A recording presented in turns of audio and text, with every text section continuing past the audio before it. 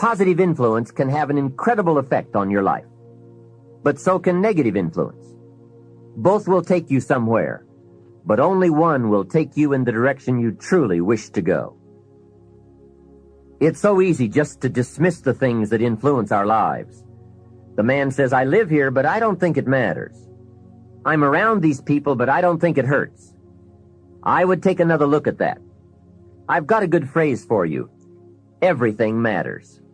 Now, sure, some things matter more than others, but everything matters. Everything weighs something.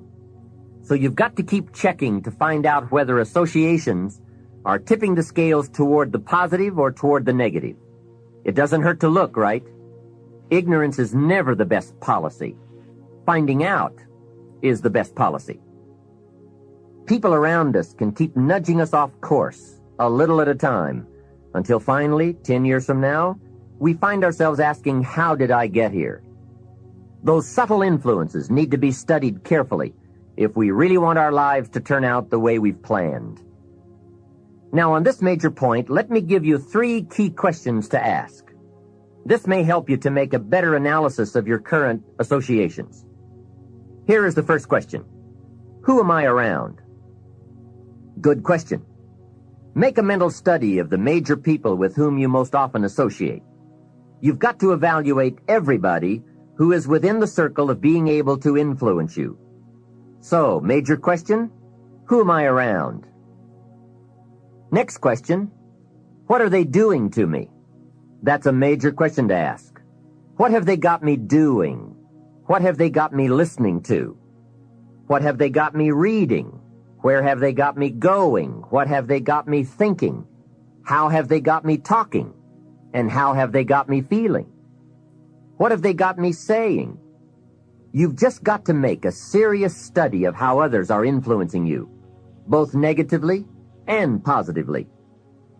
Now, maybe the influence of all those around you is okay, but just ask yourself, it doesn't hurt to ask, who am I around, and what are they doing to me? Now, here's the final question, is that okay? Maybe the people you associate with and their collective influence is okay, but then again, maybe it's not. All I'm suggesting here is that you take a close and objective look. Everything is worth a second look, especially the power of influence.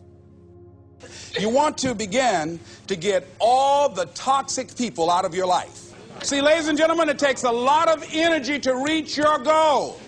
It takes a lot of emotional, mental, and spiritual energy to reach your goal. So there are 2 kinds of relationships, nourishing relationships and toxic relationships. Nourishing relationships are the relationships that inspire you. They motivate you. They bring the best out of you. Toxic relationships are relationships with people that always criticize you. All they can do is find fault. All they can do is just exploit your weaknesses. All they can do is remind you of the mistakes that you've made in the past.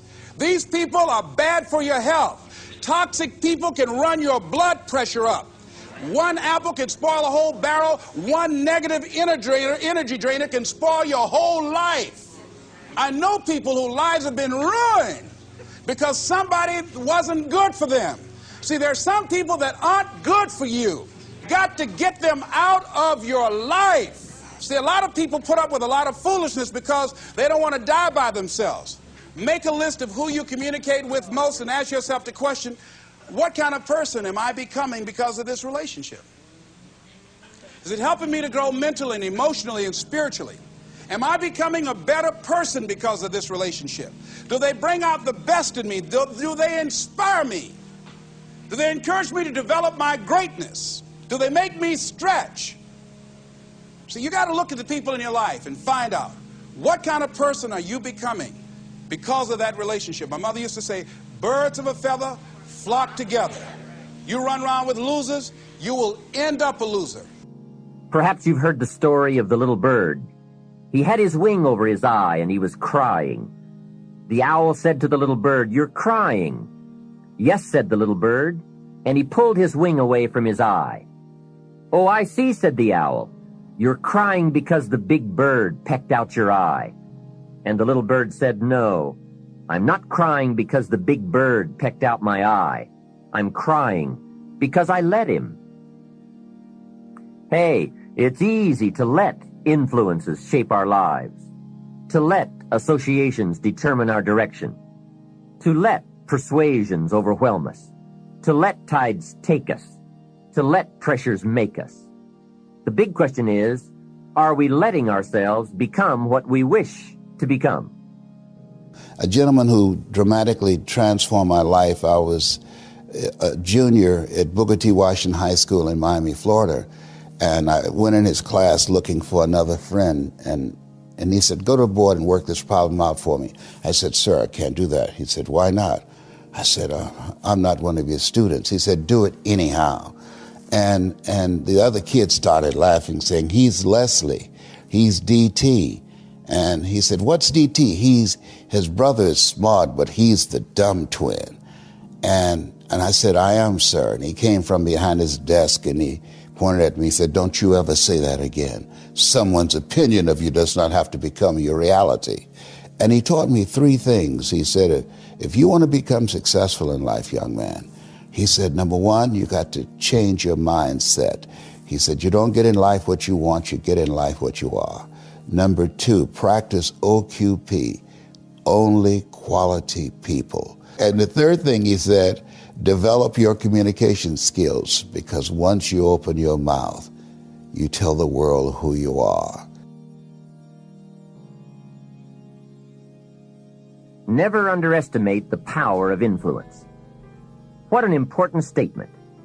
The influence of those around us is so powerful. Many times we don't even realize we're being strongly influenced because it generally develops over an extended period of time. Peer pressure is an especially powerful form of influence because it is so subtle. If you're around people who spend all they make, chances are excellent that you'll spend all you make. If you are around people who go to more ball games than concerts, chances are excellent that you'll do the same. If you're around people who don't read many books, chances are excellent you won't read many books. Consciously develop and maintain your social networks. And that also means, well, let's talk about friendships for a minute. Here's how you know if someone's your friend. A, you can tell them bad news and they'll listen. They won't tell you why, you're stupid and why that bad thing happened to you and how something worse happened to them once and, derail the whole conversation. You can actually tell them bad news and they'll listen. So that's a good thing. And then this is a weirder thing. You can tell them good news and they'll help you celebrate. You got to surround yourself with people who want the best for the best part of you.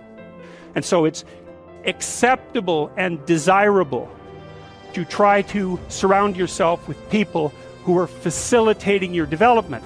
And you might say, well, I've got people around, I know them well, they're not doing that well, and they don't fit into that category. If they'll listen and cooperate with you and move towards a better future, great. If they don't pay any attention and they keep doing the same damn things over and over and they're not going anywhere and it's painful, then maybe the proper thing to do is say, you just have your misery. I'll go off and have my life. And maybe you'll wake up at some point in the future and think that's a better way of being. You have, I would say, both the right and the responsibility to surround yourself with people who are good for the best part of you. In this most important subject of association, here are some actions you may want to take. First, disassociation. You may, after a study of those three questions, who am I around, what are they doing to me, and is that okay, you may come to the serious conclusion that there are some people you just have to break away from. I'm not saying that it's an easy step to take, and it's not to be taken lightly. However, I am saying it may be an essential task. You may just have to make that hard choice not to let certain negative influences affect you anymore. Remember, it could be a choice that saves the quality of your life. The second action you may want to take is limited association. It could well be that you are spending too much time in a certain area of your life with a certain group of people. It's easy to put time and effort in the wrong place. The guy spends 3 hours at the ball game and 30 minutes listening to the sermon. See, that's called out of balance.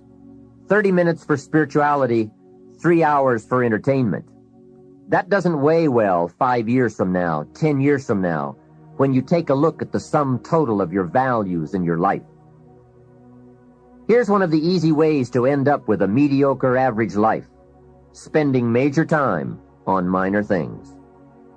Sophisticated people learn to weigh everything before they spend time or money. You've got to weigh before you pay. Whether you're going to spend heavy time or light time, you've just got to weigh. Otherwise, if you're not careful, you can get trapped into spending heavyweight time with lightweight people. Now, it's okay to have casual friends as long as you give them casual time, not serious time. Spend major time with major influence and minor time with minor influence. It's so easy to do just the opposite, but don't let it be said that you fell into that trap. So maybe all you need to do to change some of the influences in your life is not to eliminate them, but merely limit them. Say, I have a good time with these people, but I'm not going to spend days and days with them anymore. I'm just going to cut that down and save some of that time for more major people and more major enterprises. Remember, it's your life. You can spend your time with whomever you want and whenever you want. Take a look at your priorities and your values. We have so little time at our disposal. Wouldn't it make sense to invest it wisely? If you have only $100 in your pocket, it's okay to spend 20 for fun and put 80 toward your important values and commitments. But would you be happy reversing those percentages? Better to put the majority of your money where you know it will get you a positive return, rather than put it where the taste is brief and the results are poor. Of course, you must be the judge. You must determine whether the situation and the people call for disassociation or limited association. But remember, if it isn't taking you where you want to be 5 years from now, 10 years from now is the time to fix it. You will move in the direction of the people that you associate with. It's important to associate with people that are better than yourself, and actually the most important decision many of you make, not all of you, will be the spouse you choose. Right. And you want to associate with people who are the kind of person you'd like to be. You'll move in that direction, and the most important person by far in that respect is your spouse. I can't overemphasize how important that is, and you're right. The friends you have, they will form you as you go through life, and make some good friends, keep them for the rest of your life, but have them be people that you admire as well as like. The third process is the one I most strongly suggest you begin, and that is called expanded association. That is, spending more time with the right people, people of substance and culture, people who understand philosophy and discipline, people of accomplishment and character. Many years ago, Mr. Schoaf said to me, Mr. Rohn, if you truly wish to be successful, you've got to get around the right people.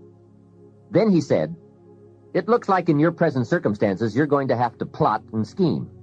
And that was true. I had to plot and scheme to get around the right people. On some of those early opportunities I had to be around successful people, I would park my car a couple of blocks away. I knew that if they saw my car, I'd never get in.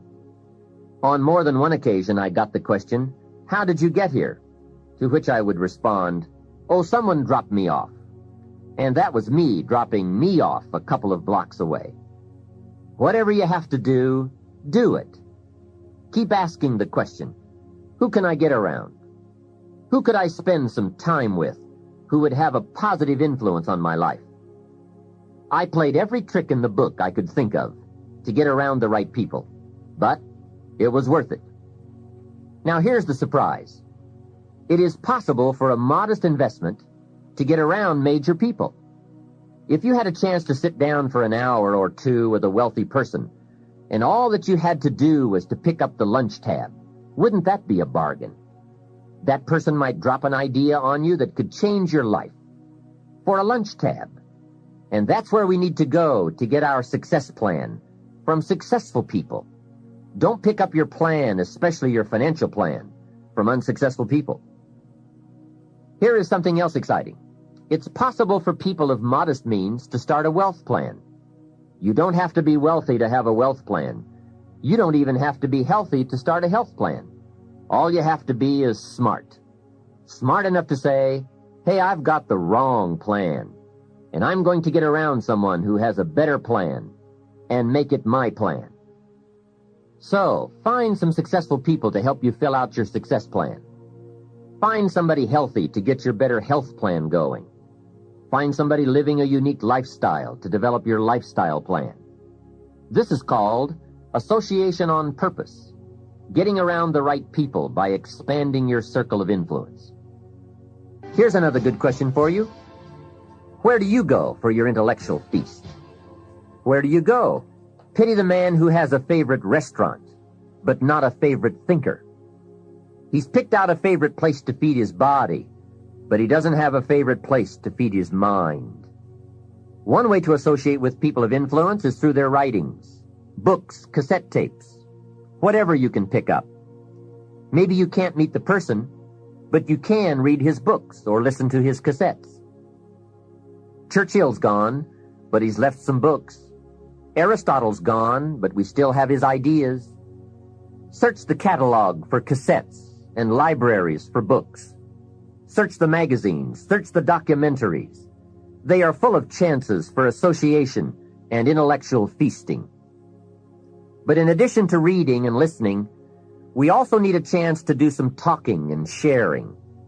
I have some people in my life with whom I spend time on a regular basis, who help me with important life questions, who help me refine my own philosophy, weigh values, and ponder questions about success and lifestyle. We all need associations with people of substance to provide influence concerning major issues: society, money, enterprise, family, government, love, friendship, culture, taste, opportunity, community. Behavior is mostly influenced by ideas, and ideas are mostly influenced by education, and education is mostly influenced by the people with whom we associate. So don't join an easy crowd. Make sure you get around people who can ask the right questions about the latest ideas you've discovered, about your philosophy, your enterprise, your goals, your lifestyle. Go where the demands are high, where the expectations are high, where the spotlight is on to grow, to produce, and to become more than you currently are. One of the great good fortunes of my life was being around Mr. Schoaf those 5 years. During that time, he shared with me, at dinner, on an airplane, at a business conference, in private conversation, with a group, all those ideas that caused me to make the helpful and necessary adjustments in my thoughts and activities.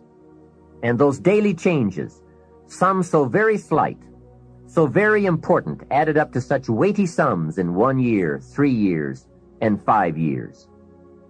A big part of the value of this association was having Mr. Schoaf repeat the ideas over and over. You just can't hear basics, fundamentals, major pieces of the philosophy of life too often. Another part was Mr. Schoaf's unique ability to check and measure my progress. That is so important.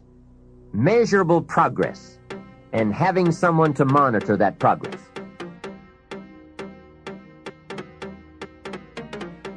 I will never forget my first list of goals that I put together after Mr. Schoaf's breakfast lecture on setting goals. My list contained only 4 or 5 items.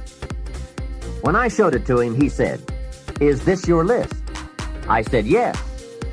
Then he started asking those very wise questions that all people of success and substance are inclined to ask.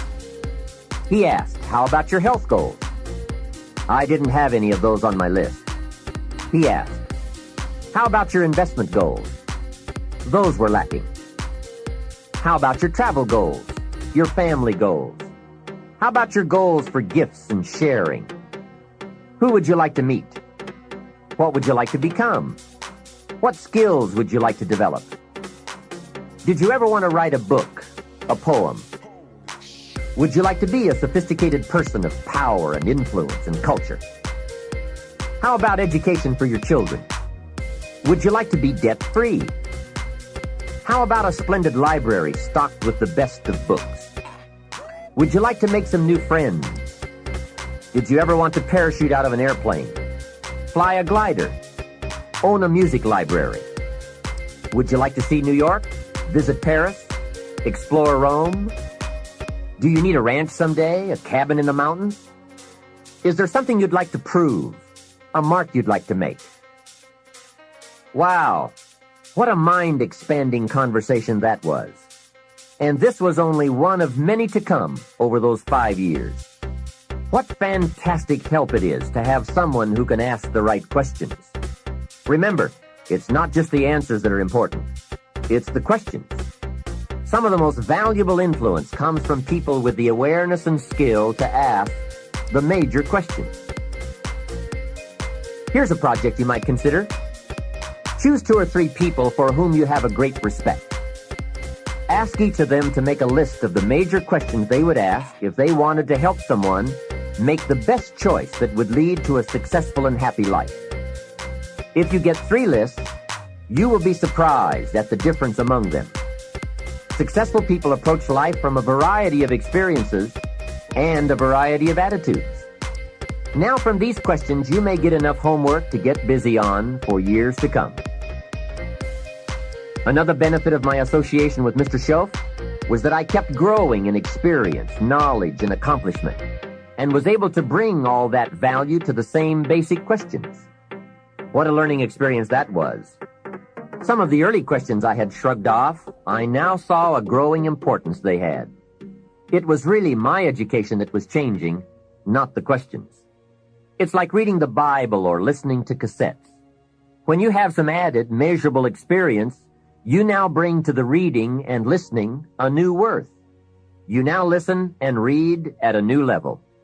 And the substance gleaned, the wisdom gathered from that new level can well be where your fortune and the best of your lifestyle can be developed. One more thought, and that is, strive to become the kind of person that people of quality and substance would want to be associated with. Become a person of skillful language, positive attitude, well-read and well-disciplined, a person of culture and intelligence. You will be uniquely rewarded by this reputation, drawing exciting people to you. Remember, to attract valuable people, you must be attractive. Constantly be aware of the power of influence. Continually weigh your time and your associations and put them to better work for you.